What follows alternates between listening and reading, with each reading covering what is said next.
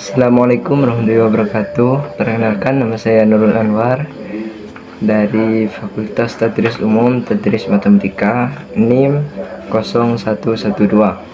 Saya di sini akan menjelaskan tentang teori kognitif. Nah, seperti yang pertama sudah saya buat, teori kognitif itu merupakan gelar suatu cabang ilmu psikologi yang mengkaji proses mental dan pada umumnya membahas mengenai bagaimana cara berpikir, melihat serta belajar asal seseorang. Nah, saya lambangkan di sini sebagai kepala orang karena di sini cara berpikir yaitu ada otak di dalamnya, melihat ini ada ma'rifat dan serta belajar asal seseorang. Nah, dari sini. Nah, selanjutnya kan ada cabang sini.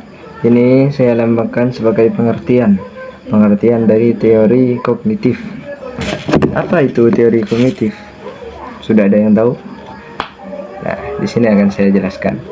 Jadi, pengertian psikologi kognitif adalah gelar suatu cabang ilmu psikologi yang mengkaji proses mental dan pada umumnya membahas mengenai bagaimana cara berpikir, melihat serta belajar asal seseorang.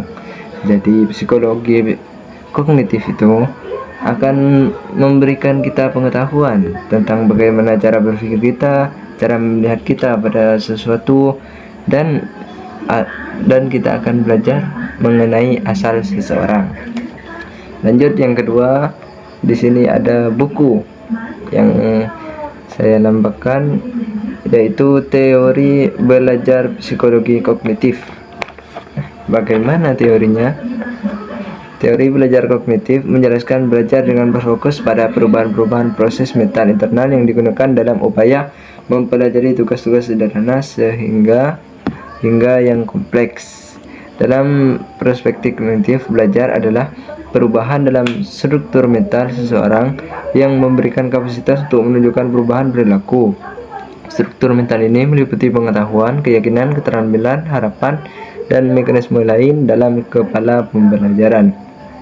Nah, jadi teori belajar kognitif itu meliputi banyak sekali.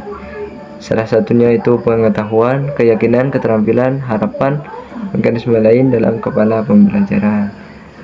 Apa perlu kita jelaskan? Simak satu-satu. Seperti pengetahuan. Teori belajar psikologi kognitif tentang pengetahuan. Seperti yang kita tahu, pengetahuan ya itu universal atau sangat luas, tidak terbatas atau dibatasi oleh sesuatu. Pengetahuan bisa meluas. Apapun yang kita ingin tahu bisa kita dapatkan dengan cara belajar ataupun membaca suatu buku. Selanjutnya yaitu keyakinan. Nah, dengan teori belajar psikologi kognitif kita bisa memperkuat keyakinan kita, meningkatkan rasa percaya diri kita, atau bisa dikatakan oleh anak zaman sekarang itu PD, bisa meningkatkan itu. Yang ketiga, keterampilan. Keterampilan itu dengan menggunakan teori belajar kognitif kita bisa mengasah keterampilan kita, seperti saat ini mengasah keterampilan kita untuk mengajar di depan kelas begitu. Selanjutnya yang keempat yaitu tokoh teori kognitif. Ada beberapa tokoh teori kognitif, sangat banyak mungkin, tapi kita akan menyebutkan dua saja. Yang pertama, menurut von Glaserfeld. Konsep pelajaran menurut von Glaserfeld yaitu teori konstruktivisme. Apa itu teori konstruktivisme? Bentar, ini tunjukkan dulu. Ini lambangnya seperti batu nisan karena tokoh-tokoh itu sudah lama. Ini. Lanjut ke anunya. Apa itu teori konstruktivisme? Teori konstruktivisme adalah suatu proses pembelajaran yang mengkondisikan siswa untuk melakukan proses aktif membangun konsep-konsep baru dan pengetahuan baru berdasarkan data. Jadi teori konstruktivisme agak sulit menyebutkannya, itu membuat siswa-siswa menjadi berpikir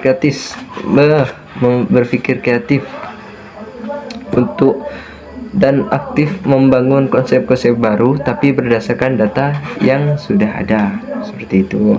Yang kedua, menurut Piaget, Jean Piaget menyebutkan bahwa struktur kognitif sebagai skema, yaitu kumpulan dari skema-skema. Seorang individu dapat mengikat, memahami, dan memberikan respon terhadap stimulus disebabkan skemata ini. Perkembangan skemata ini terus-menerus melalui adaptasi dengan lingkungannya. Makin baik kualitas skema ini, makin baik pola penalaran anak yang sedang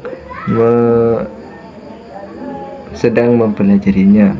Jadi teori ini lebih menuju kepada pola pikir anak tersebut, pola penalarannya.